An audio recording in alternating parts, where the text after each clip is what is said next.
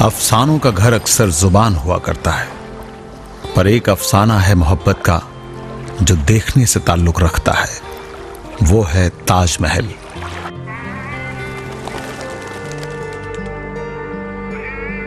ताजमहल एक शहंशाह की मोहब्बत का इतिहास है। मौजूदा वक्त में यह इमारत फानी दुनिया में मोहब्बत का अद्वितीय स्मारक है, शायद इकलौता भी। यहां सोचने की बात यह है कि अगर शहंशाह के पास इतनी दौलत और अन्य जरूरी स्रोत न होते तो यकीनन ताज आज जमीन पर ना होता और मोहब्बत का आसमान न कहलाता।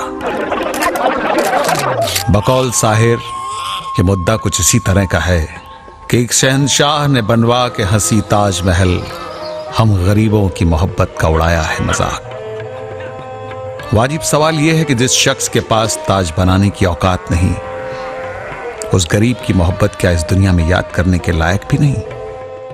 पर एक गरीब भूमिहीन मजदूर दशरथ मांझी ने शहंशाह की उपलब्धियों के सामने चुनौती पेश कर दी। अपने दो हाथों की ताकत के सहारे उसने अपने ख्वाब को पूरा कर दिखाया। पत्नी फगुनी देवी के प्रेम से प्रेरणा मिली और अपने दोनों हाथों की ताकत के सहारे 300 फुट ऊंचे पहाड़ को काटकर 360 फुट लंबा और 30 फुट चौड़ा रास्ता बनाया। और दशरथ ने अपना लक्ष्य तय किया कि एक वक्त पर एक पत्थर तोड़ लो, फिर आगे बढ़ो। उन सभी पत्थरों को तोड़ना था जो पत्नी के रास्ते में आड़े आए थे और जिनकी वजह से वो पहाड़ की दरार से गुजरते वक्त फिसल कर गिर गई थीं और घायल भी हो गई थीं। हमारा पत्नी घाड़ा में पानी लेकर के जा रहे थे तो वही दीवार में टकरा के फूट गया। तब दिल में हुआ कि कितना पत्नी के घाड़ा फोड़ दिया होगा। तब यही हमारा भावना में आया।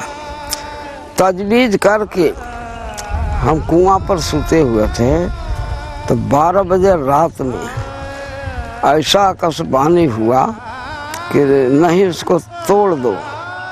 ये पूरा वाकया 1962 में बिहार के एक गांव गहलौर में घटित हुआ। गहलौर गया जिले के दूरस्थ और पहाड़ों की श्रृंखला से घिरा इलाका है। गहलौर से वजीरगंज की दूरी पहले 70 किलोमीटर थी। रास्ता घुमावदार था।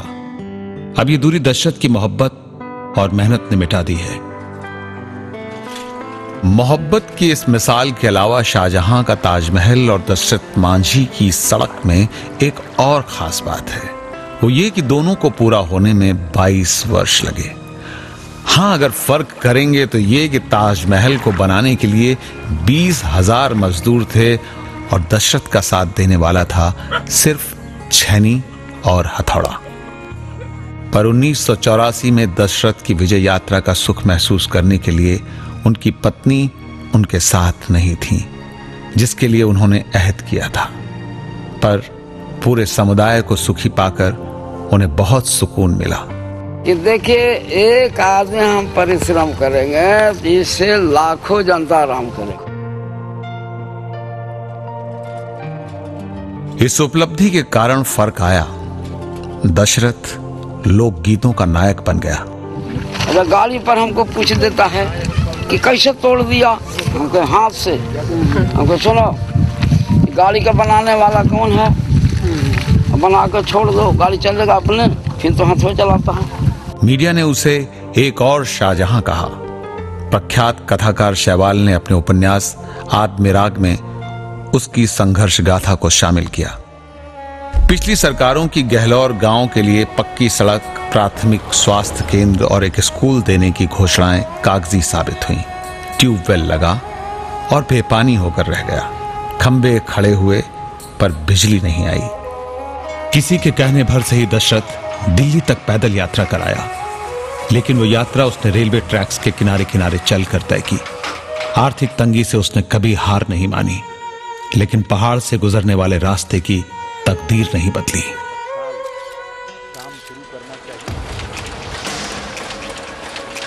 तत्कालीन सरकार ने उसके सपनों को पूरा करने का बीड़ा जरूर उठाया था, लेकिन दशरथ के जीते जी पूरा नहीं कर सकी, पर मरने के बाद राजकीय सम्मान जरूर दिया। दशरथ की यह सड़क शायद दुनिया की अद्वितीय सड़क होगी, जैसे किसी श्रमिक ने अपने हाथों से गढ़ा हो। शायद इसी कारण कथाकार शैवाल ने कहा, यह पहाड़ी रास्ता क्रांति का रास्ता प्रतीत होता है, क्योंकि समूह का प्रेम ही क्रांति है। तुम सोचते हो बोल देने से होता है प्रेम, मैं सोचता हूं जो उदित हो रहा है तुम्हारे अंदर, उसे चढ़ने दो आसमान पर। चुप रहो और बोलो अपनी चुप्पी में, लड़ो पर प्रेम करो सारी सृष्टि से, सारे समुदाय से। प्रेम नहीं बोलता, क्रांति महज इतना नहीं है कि उठा लो शस्त्र या बोल दो नारा। प्रेम करना सीखो जैसे ये श्वेत पुष्प जीना सीखता है रक्त के समुदाय के साथ मेरे भीतर।